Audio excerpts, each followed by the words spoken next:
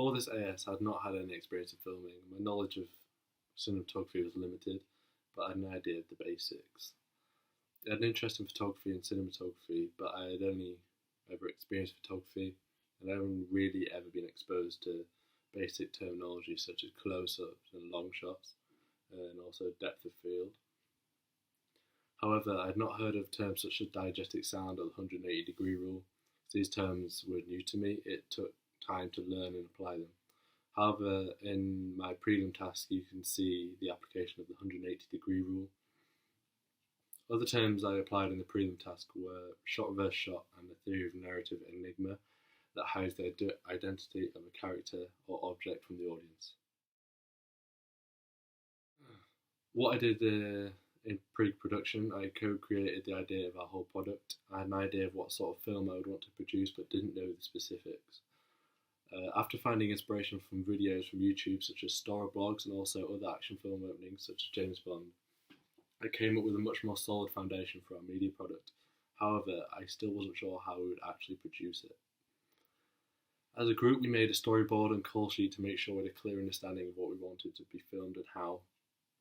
On a couple of occasions, what I desired to be in the film wouldn't work with the equipment we had available. For example, I would have liked to have an overhead shot, but we did not have a good location or an extended camera stick to film it, so we adjusted to a new plan.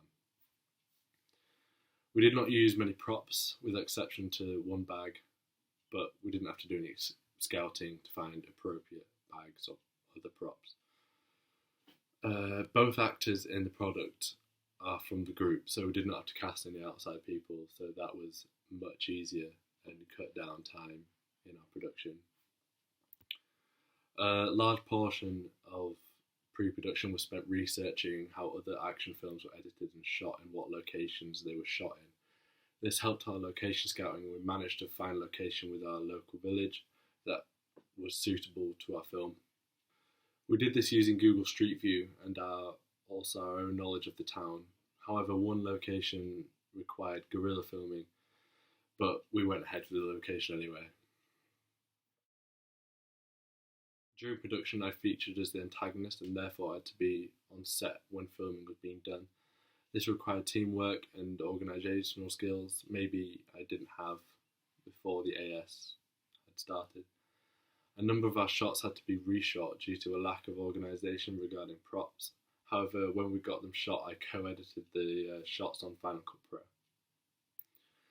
Once we had a rough cut, I got to work on GarageBand to solo produce the soundtrack that fit with the editing and the genre of our production. This wasn't too difficult, however, I did experience a few technical issues when trying to add the GarageBand soundtrack to Final Cut Pro.